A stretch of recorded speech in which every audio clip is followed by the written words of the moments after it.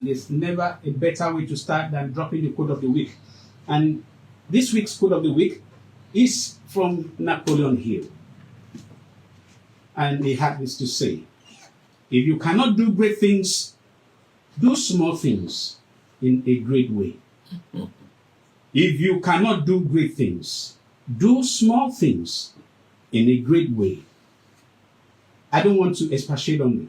For those who know who we are and what Open Forum does, and for those who have had the opportunity, one time or the other, to interface with us, it's left for you to judge the kind of things we do, considering the environment that we operate.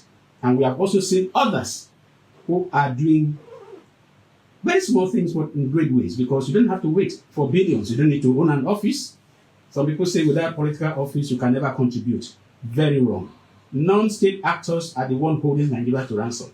So if you have non-state actors who are making contribution to solving problems, there's no better contribution that one can make, no matter how small.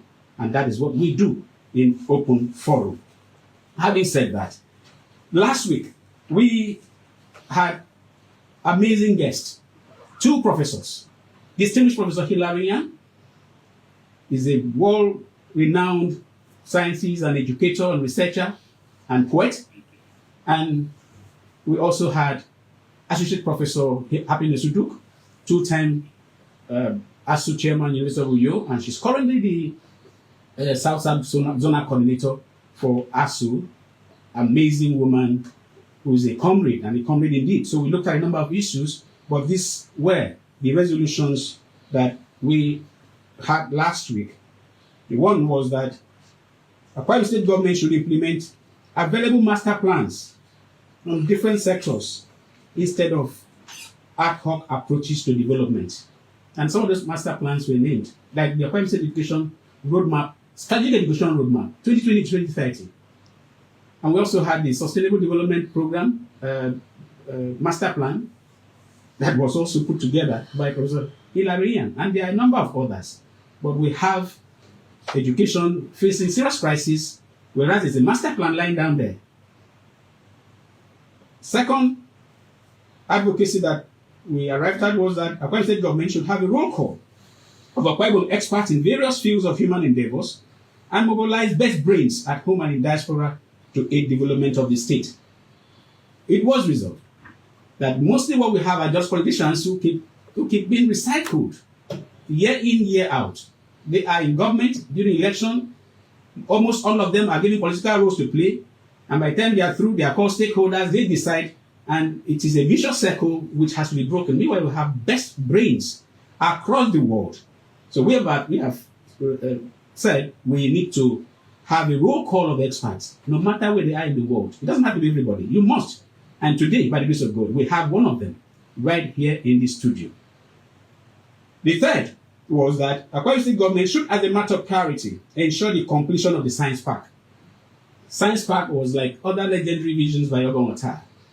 It was not meant for self. It was meant for development, meant because this state was to be industrialized. And unfortunately, Science Park has become a byword for us as a people. Professor Hilarian clearly said that within 2 years, he did that in Botswana. Within 2 years, Science Park can be up and running, and the transformation and impact on the economy will be enormous. Most of these things were about Akwa State government.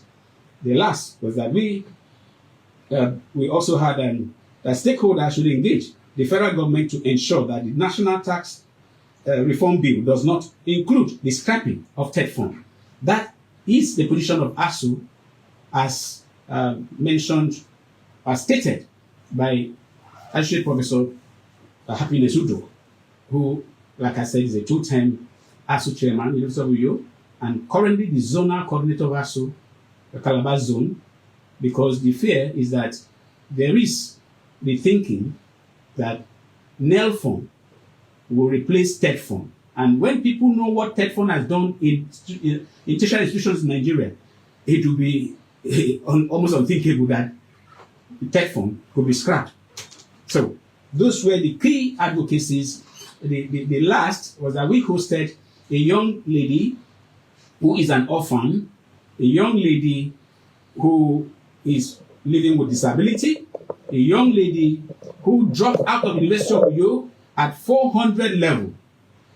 And when she came to open forum to ask for assistance to trade, we did not have. We normally link people, humanitarian cases, up with where they could get help. So we referred her, I took our case to National Council of Women's Societies, headed by Honorable Donsi Lokoko, and shockingly, the women instantly raised money.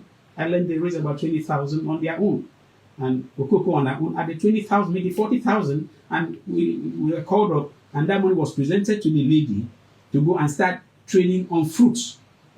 By the time she was about to leave, Dr. Okoko asked her, "You speak so well. What's your educational qualification?"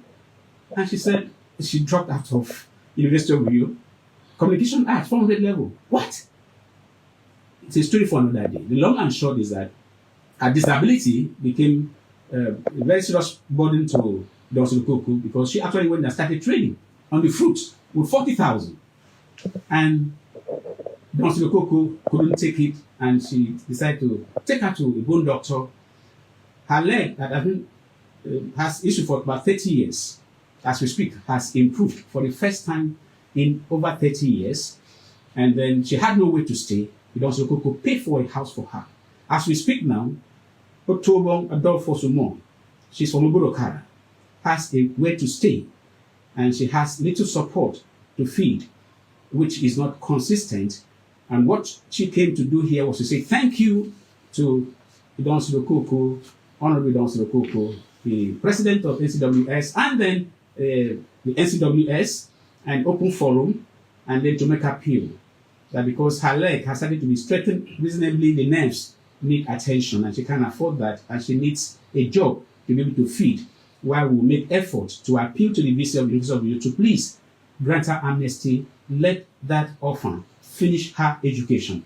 We are taking that on. I had to take time to say this because we need that help, and it is nothing, because God is able to do everything.